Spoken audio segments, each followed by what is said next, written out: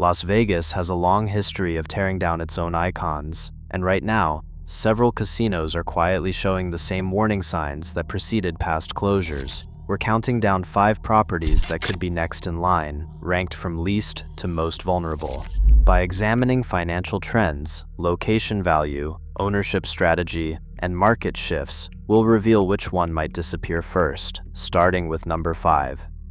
In 5th place, Bally's Las Vegas sits on some of the most coveted real estate on the Strip, but that prime location now brings as much risk as reward. The casino's 24-acre parcel carries a county assessor valuation of around $1 billion, more than triple what the business itself generates in annual gaming revenue.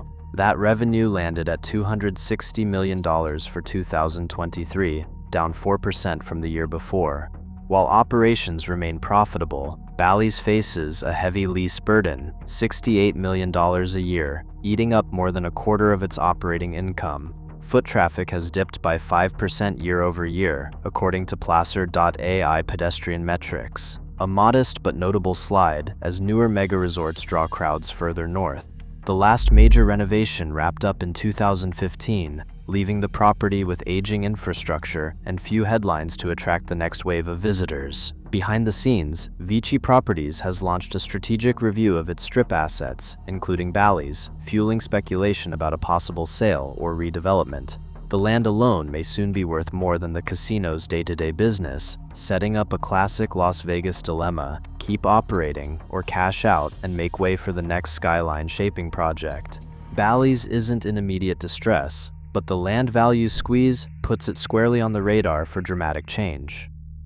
Number 4, Sahara. Las Vegas stands as a cautionary tale of how financial restructuring can fall short of reviving a struggling casino. After exiting bankruptcy in early 2024, the property emerged with a heavy debt load, over $530 million still on the books, and a leaseback arrangement that adds $12 million in annual rent. The scars of insolvency are visible in the numbers. Gaming revenue for fiscal 2023 dropped to about $215 million, down 6% from the previous year. Operating earnings slid even further, with EBITDA falling 12% year over year. Room revenues have not picked up the slack either. The average daily rate is $155, well below the Strip average, and occupancy remains soft. Foot traffic paints a similar picture. Pedestrian counts in the Sahara corridor dipped 9%, according to Placer.ai, as newer mid-scale resorts nearby capture more of the market.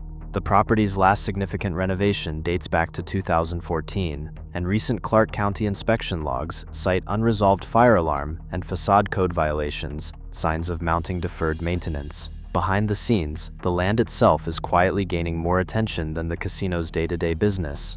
The 27-acre parcel is valued at roughly $480 million, and in July 2024, a local developer submitted a pre-application to convert part of the site into mixed-use housing and retail. That early-stage redevelopment interest, combined with the property's unresolved financial stress, signals a shift from mere land value speculation to deeper operational distress. While some hope remains for a turnaround, the pattern of declining revenue, post-bankruptcy fatigue, and redevelopment pressure puts Sahara closer than ever to the end of its run.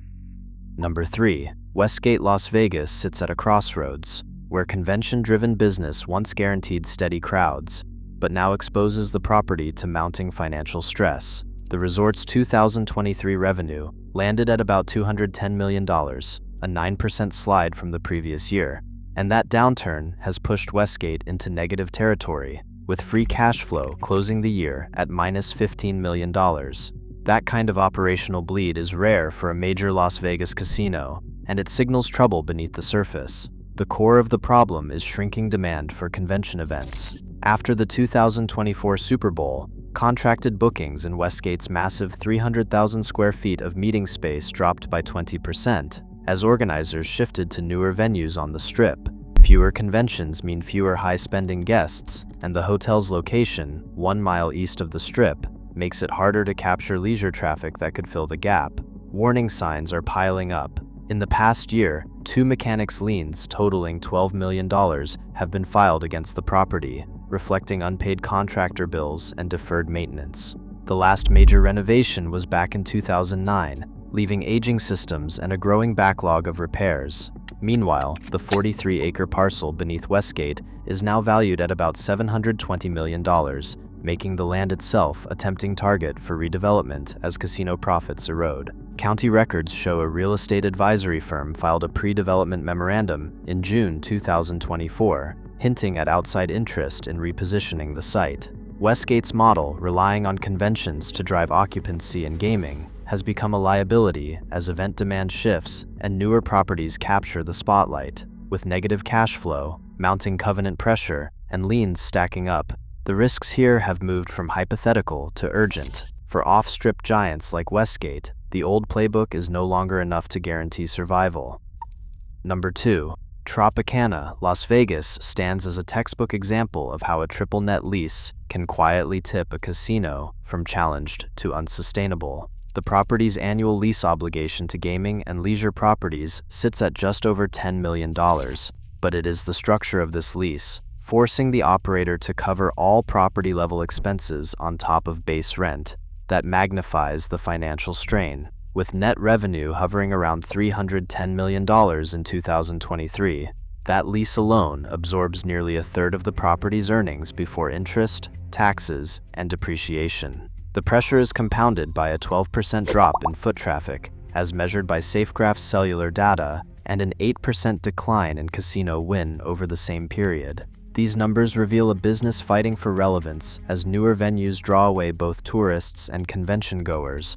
The last major renovation was completed in 2007, and while $30 million in capital spending was earmarked for 2023, that figure falls well short of the industry average for properties of this size. Rooms and gaming areas show visible signs of age, and building permit records indicate a backlog of deferred maintenance, from plumbing leaks to HVAC failures. The land beneath Tropicana, 30 acres zoned for commercial mixed use, is now valued at roughly $560 million, making it far more attractive as a redevelopment site than as an aging casino struggling to cover its lease.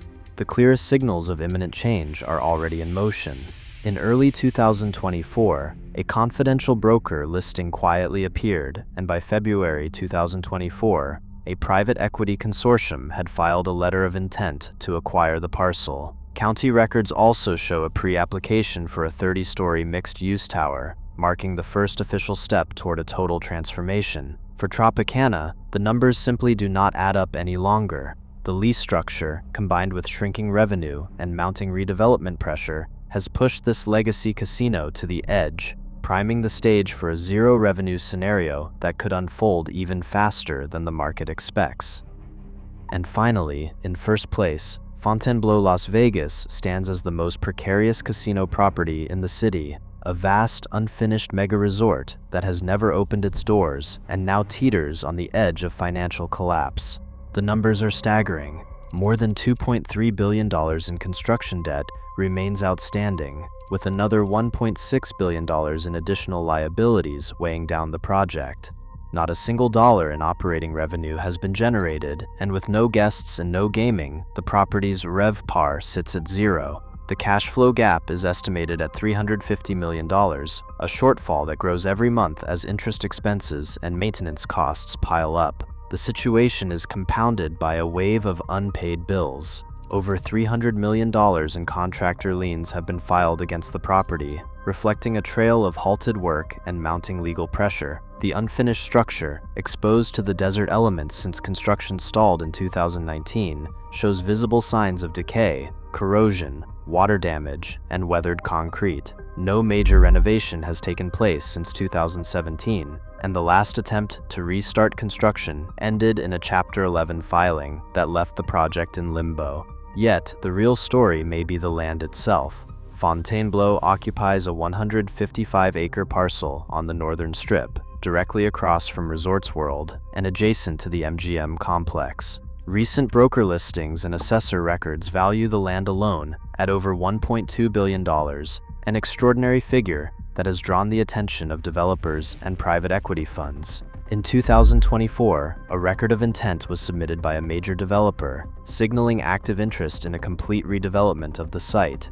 The economics are clear. The land may now be worth more than any hope of completing the original resort. With debt maturities clustering in 2025 and 2026, and repeated breaches of debt service coverage covenants already documented in public filings, the clock is ticking. Internal memos show a critical liquidity gap, with no bridge financing secured and principal payments looming. If a rescue package fails to materialize, foreclosure and asset liquidation become almost inevitable. Fontainebleau's unfinished towers have become a symbol of Las Vegas's boom and bust cycles, a ghost resort marking the ultimate collision of ambition, debt, and changing market realities. Its disappearance would not just erase a failed project, it would reshape the city's skyline and open the door for the next era of Strip development.